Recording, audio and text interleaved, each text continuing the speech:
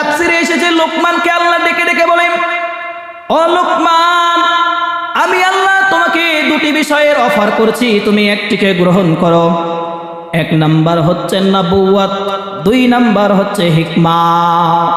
লোকমান এক নাম্বারে হচ্ছে নবুয়তের গুরু দায়িত্ব, দুই নাম্বারে হচ্ছে হিকমাত, জ্ঞান বিজ্ঞান প্রজ্ঞা। ও লোকমান, তুমি কোনটাকে গ্রহণ করবে?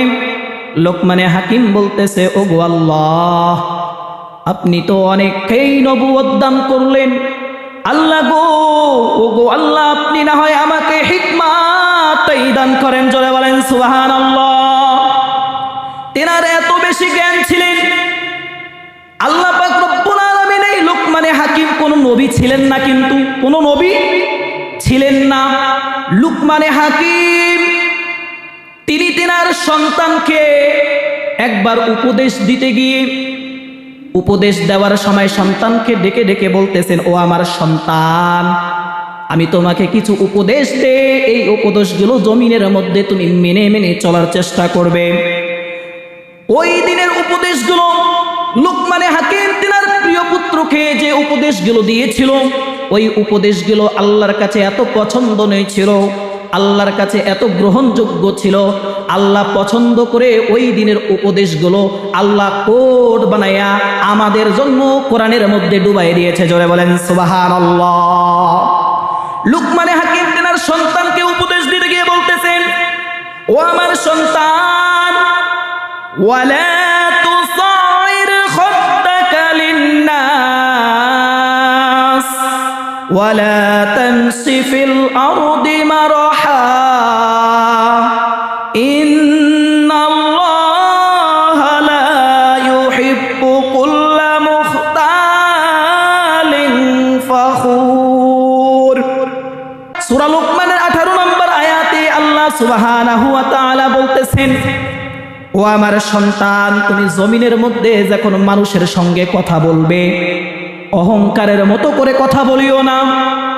মানুষের সঙ্গে কথা বলার সময় তুচ্ছ তাচ্ছিল্য ভেবে কথা বলিও না, গাল বাঁকা করে সন্তান তুমি মানুষের সঙ্গে কথা বলিও না।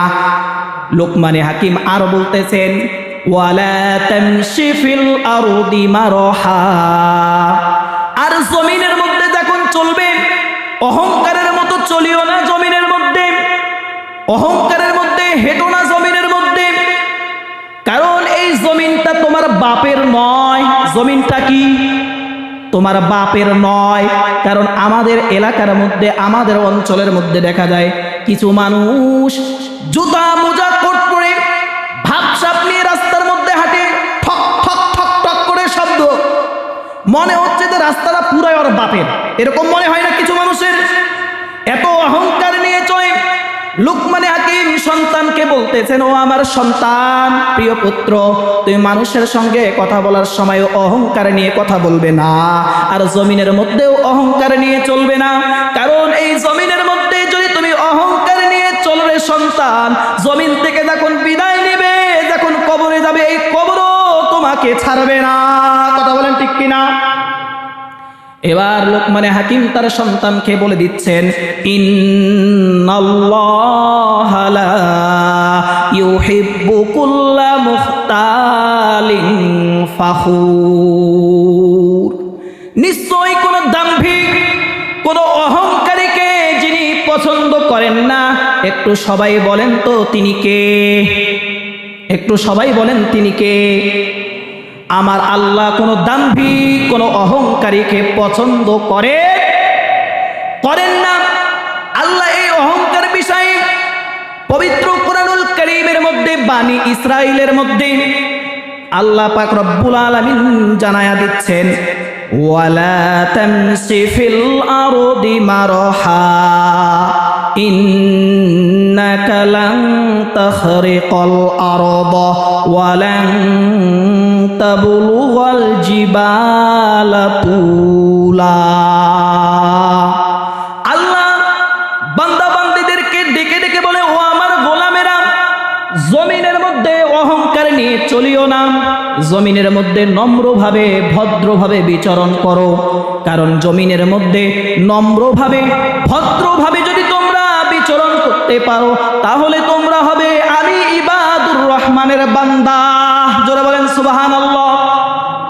আল্লাহ জানা দিচ্ছে ওয়ালা তামশি ফিল আরদি মারহা, এই জমিনের মধ্যে অহংকার নিয়ে চলা যাবে। যদি তোমরা জমিনের মধ্যে অহংকার নিয়ে চলো, ও আমার বান্দা বান্দি, ও আমার গোলামেরা, অহংকার নিয়ে চলেও কোনো লাভ নাই। কারণটা কি? ইন্নাকা লান তাখরিকাল আরদ, কারণ এই ভাবসাব নিয়ে তুমি যদি জমিনের মধ্যে চলো, ঠক ঠক শব্দ করে জমিনের মধ্যে চলো, তোমার এই পায়ের শব্দের কারণে, ভাবসাপের কারণে মাটিকে কখনো ফাটা দিতে পারবে না। এবং কি তুমি এত অহংকার, এত পাওয়ার নিয়ে চলার কারণে তুমি উচ্চতায় কখনো পাহাড়ের সমানও হতে পারবে। আল্লাহ পাক রব্বুল আলামিন জানা দিচ্ছে অহংকার থেকে আমাদেরকে বেঁচে থাকতে হবে। কি করতে হবে? বেঁচে থাকতে হবে।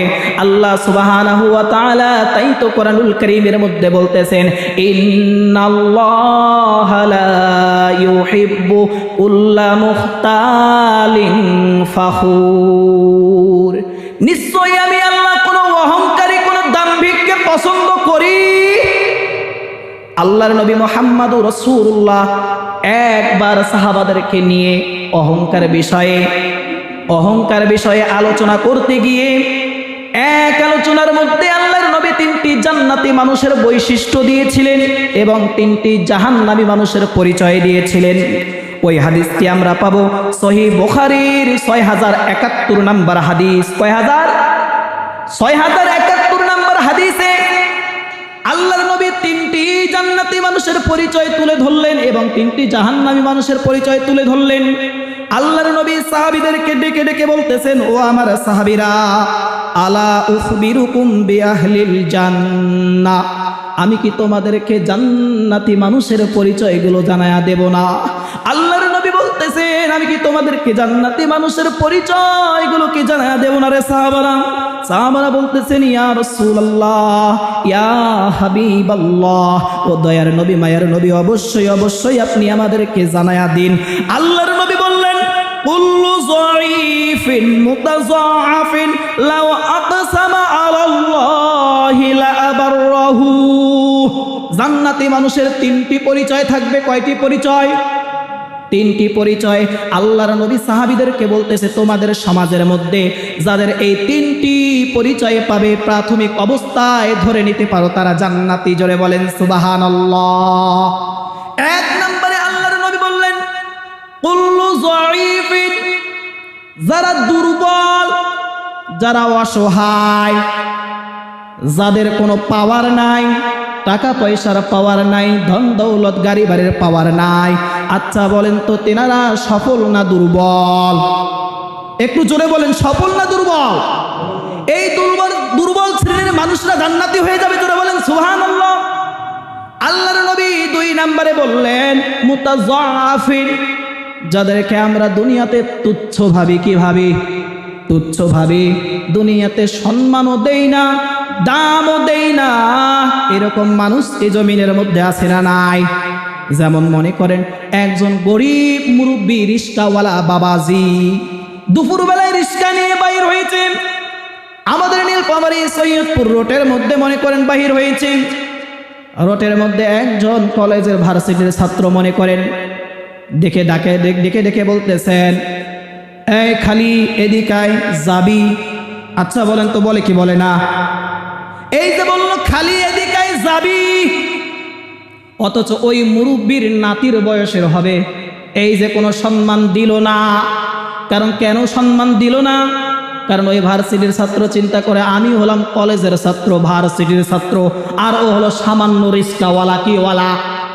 রিস্কাওয়ালা। এই যে যাদেরকে আমরা তুচ্ছ ভাবতেছি তারাও জান্নাতি হয়ে যাবে। জোরে বলেন সুবহানাল্লাহ। 3 নম্বরে আল্লাহর নবী মুহাম্মদুর রাসূলুল্লাহ বলতেছেন, লাউ আকসামা আলাল্লাহি লা আবাররাহু, যারা আল্লাহর নামে কসম খায়, আল্লাহর নামে কসম কাটে, আল্লাহর নামে কসম কাটার পরে এই কসমকে যথাযথভাবে সঠিকভাবে পালন করে, আল্লাহর নবী বলতেছেন তারাও জান্নাতি হয়ে যাবে। জোরে বলেন সুবহানাল্লাহ। কিন্তু আমাদের সমাজের মধ্যে দেখা যায় অনেকেই আল্লাহর নামে কসম খায়। কসম খায় কি খায় না? আরে সারাদিন দেখবেন যে মুখের মধ্যে আল্লাহর কসম একটা কসমও পালন করে, এরকম মানুষ আছে না নাই? এরা ফির আবার না, এদের কথা বলে নাই আল্লাহর নবী। আল্লাহর নবী বলছেন লাউ আকসামা আলাল্লাহি লা আবাররাহু, যারা আল্লাহর নামে কসম কাটে আর এই কসমকে পরিপূর্ণভাবে যারা আদায় করে, আল্লাহর নবী তাদেরকেও বললেন জান্নাতি। জোরে বলেন সুবহানাল্লাহ। আমি বলেছিলাম এই হাদিসের মধ্যে 3টি জান্নাতি মানুষের পরিচয় এসেছে এবং 3টি জাহান্নামী মানুষের পরিচয় এসেছে। আল্লাহর নবী আবার সাহাবীদেরকে ডেকে ডেকে বলতেছেন, ও আমার সাহাবীরা, আলা উখবিরুকুম বিআহলিন নার, আমি কি আপনাদেরকে, ও আমার সাহাবীরা, আমি কি তোমাদেরকে জাহান্নামী মানুষের পরিচয়গুলো জানায়া দেব না? সাহাবায়ে কেরাম বললেন, ইয়া রাসূলুল্লাহ, ইয়া হাবিবাল্লাহ, ও দয়ার নবী, মায়ের নবী, অবশ্যই অবশ্যই জাহান্নামী মানুষের পরিচয়গুলো আপনি আমাদেরকে জানায়া দিন। আল্লাহর নবী বললেন, কুল্লু উতুল্লিন জাওয়াজিম মুস্তাকবিরিন, জাহান্নামী মানুষের 3টি পরিচয় থাকবে। কয়টি পরিচয়? 3টি পরিচয় থাকবে। তোমাদের সমাজের মধ্যে যাদের মধ্যে 3টি পরিচয় দেখবে, প্রাথমিক অবস্থায় ধরে নিতে পারো সে জাহান্নামী। জোরে বলেন নাউজুবিল্লাহ। 1 নম্বরে আল্লাহর নবী বললেন কুল্লু উতুল্লিন, যারা কর্কশ ভাষী। কি ভাষী? কর্কশ ভাষী, যাদের ব্যবহারে কোনো নম্রতা নেই, যাদের বিহেভিয়ার এতটা কর্কশ।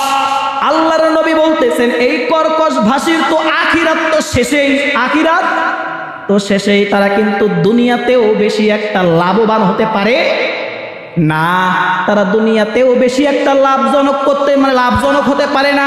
তাদের তো আখিরাতেই গেছে ধ্বংস হয়ে, দুনিয়াতেও লাভবান হতে পারে না। আল্লাহর নবী বললেন কুল্লু উতুল্লিন, যাদের ব্যবহারে কর্কশ থাকে, যাদের ভাষার মধ্যে কোনো ধৈর্যতা নেই, কোনো ভাষার মধ্যে কোনো মধু নেই, আল্লাহর নবী বললেন এই মানুষরা তো আখিরাত তো শেষেই করে দিয়েছে, এরা দুনিয়াতেও বেশি একটা লাভবান হতে পারে না। যেমন মনে করেন যে 2 জন ব্যবসায়ী, একজন হচ্ছে নম্র ভদ্র, তেনার কথা বলার সুন্দর সুন্দর আচরণ, মিষ্টি ভাষা, আর একজনকার ভাষা হচ্ছে কর্কশ। আর একজনের ভাষা কি? কর্কশ। মনে করেন যে আমরা কাপড় কেনার জন্য গেছি, প্রথমে ওই কর্কশ ভাষীর কাছে গেলাম। আচ্ছা, কর্কশ ভাষীর কাছে যাওয়ার সঙ্গে সঙ্গে সে বলতেছে, এই আপা বা ভাই, কি নেবেন আপনি? তাড়াতাড়ি বলেন কি নেবেন, দেখাই আপনাকে। আর একজন নম্র ভাষী আছেন, তেনার কাছে গেলে বলতেছে, ভাই আপনি ঘেমে গেছেন। আগে চেয়ার দিল, ভাই আপনি আগে চেয়ারে বসেন, এরপরে বলেন ভাই আপনি কোনটা কাপড় নিবেন। বলেন তো আমরা যারা কর্কশ ভাষী তার কাছে কাপড় নেব না, যারা নরমাল, যাদের ভাষা মধু, যাদের মধ্যে বিনয়ী আছে তার কাপড়টা নেব। জোরে বলেন কার কাছ থেকে নেব? নম্রভাষী, যাদের ভাষা সুন্দর, যাদের ভাষার মধ্যে মধু আছে, আমরা তার থেকেই আমরা কাপড়টা নেব। আল্লাহর নবী এজন্যই বললেন কুল্লু উতুল্লিন, যাদের ভাষা কর্কশ, তারা তো দুনিয়া তো শেষ করে দিয়েছে, আখিরাত তো শেষ, দুনিয়াও শেষ। আল্লাহর নবী বললেন এই কর্কশ ভাষীরা জাহান্নামী হয়ে যাবে। কি হয়ে যাবে? জাহান্নামী হয়ে যাবে। 2 নম্বরে আল্লাহর নবী বললেন জাওয়াজিম, যাদের হৃদয়টা শক্ত হয়ে গিয়েছে। কি হয়ে গিয়েছে? হৃদয় শক্ত হয়ে গিয়েছে। মুনাজাত করলে, হাজারো চেষ্টা করলে চোখে পানি নিয়ে আসতে পারে, এরকম মানুষ আছে না নাই? যাদের হৃদয় কলজাটা শক্ত হয়ে গিয়েছে, আল্লাহর নবী বললেন তারাও জাহান্নামী হয়ে যাবে। জোরে বলেন নাউজুবিল্লাহ। 3 নম্বরে বললেন আল্লাহর নবী মুস্তাকবিরিন, যার অন্তরের মধ্যে অহংকার থাকবে। কি থাকবে? একটু জোরে বলেন কি থাকবে? যার মনের মধ্যে দিলের মধ্যে অহংকার থাকবে, তারাও জাহান্নামী হয়ে যাবে। জোরে বলেন নাউজুবিল্লাহ। আল্লাহর নবী মুহাম্মদুর রাসূলুল্লাহ সাল্লাল্লাহু আলাইহি ওয়াসাল্লাম সাহাবীদেরকে একবার অহংকার বিষয়ে কথা বলতে গিয়ে আল্লাহর নবী সাল্লাল্লাহু আলাইহি ওয়াসাল্লাম হাদিসের মধ্যে এসেছেন, হাদিস বর্ণনাকারী সাহাবীর নাম হচ্ছেন আনা আব্দুল্লাহ ইবনে মাসউদ রাদিয়াল্লাহু তাআলা আনহু। আব্দুল্লাহ ইবনে মাসউদ বলেন আল্লাহর নবী বলেছেন লা ইয়াদখুলুল জান্নাতা মান কানা ফি কলবিহি মিসকালু যাররাতিন মিন কিবর, যার অন্তরের মধ্যে সরিষার দানা অহংকার থাকবে, সে আল্লাহর জান্নাতে যাইতে পারবে? একজন সাহাবী দাঁড়ালেন, ক্বালা রাজুলুন, একজন সাহাবী দাঁড়ায়া গেলেন। দাঁড়ানোর পরে বলতেছেন, ইন্নার রাজুলা ইউহিব্বু আন ইয়াকুনা সাওবুহু হাসানা ওয়া না'লুহু হাসানা। ও দয়ার নবী, মায়ার নবী গো, আমাদের মধ্যে অনেকেই সুন্দর পোশাক পরতে চায়, সুন্দর জুতা পরতে চায়। ও নবী, এটাও কি অহংকার হবে নাকি? আল্লাহর নবী বলতেছেন, আল্লাহর নবী জানায়া দিচ্ছেন, ইন্নাল্লাহা জামিল ইউহিব্বুল জামাল। নিশ্চয় আমার আল্লাহ সুন্দর, আর সুন্দর জিনিসকে আমার আল্লাহ অনেক পছন্দ করেন। জোরে বলেন সুবহানাল্লাহ। আল্লাহর নবী জানায়া দিচ্ছেন, সামর্থ্যের আলোর মধ্যে কেউ যদি দামি পোশাক পরে, উত্তম পোশাক পরে, এটা অহংকার হবে না। তবে অহংকার কি? আল্লাহর নবী সাহাবীদেরকে বলতেছেন, ও আমার সাহাবীরা, অহংকার কি? অহংকারের ছোট্ট দুটি পরিচয় নিয়ে যাও। এই হাদিসের মধ্যে এসেছে। এই হাদিসটা আমরা কোথায় পাবো? সহিহ মুসলিমের মধ্যে 166 নম্বর হাদিসের মধ্যে আল্লাহর নবী বলতেছেন অহংকারের দুটি পরিচয়। আল্লাহর নবী 1 নম্বরে বললেন আল কিবরু বাতারুল হক, 2 নম্বরে বলতেছে ওয়াগামতুন নাস। 1 নম্বরে আল কিবরু বাতারুল হক, যারা সত্যকে জানার পরেও মুখে স্বীকার করে না। কথা ভালো করে বুঝে নেন, যারা সত্যকে জানার পরেও মুখে স্বীকার করতে পারে না, এটাও অহংকার। এটাও কি? অহংকার। বলেন তো, আমাদের সমাজের মধ্যে এরকম মানুষ আছে না নাই? সত্য জানে, বুঝতেছে তার বিবেকে যে এই কাজটা ঠিক না, কিন্তু বলতে পারতেছে না। কারণটা কি? উনি যে দল করে ওই দল এখনো বলে নাই ওটা সত্য। যদি বলে তাহলে দল থেকে তার নাম কাটা যাবে, তার নাম কাটা যাবে, তার পদবি কাটা যাবে। এজন্য সে বলতেছে না। আল্লাহর নবী বললেন এই মানুষরা, এটা হচ্ছে অহংকার। আল কিবরু বাতারুল হক, সত্যকে জানার পরেও যারা প্রত্যাখ্যান করে, মুখে স্বীকার করে না, এটাও অহংকারের পরিচয়। আর একটা পরিচয় হচ্ছে ওয়াগামতুন নাস, যারা মানুষকে তুচ্ছ ভাবে। কিভাবে? জোরে বলেন, কিভাবে? তুচ্ছ ভাবে। এটাও কি? অহংকার। আল্লাহর নবী মুহাম্মদুর রাসূলুল্লাহ বলতেছেন, এই অহংকার যার মনের মধ্যে সরিষার দানা থাকবে, সে কিন্তু আল্লাহর জান্নাতে যাইতে পারবে। আমাদের মাঝে কি অহংকারী মানুষ আছে না নাই?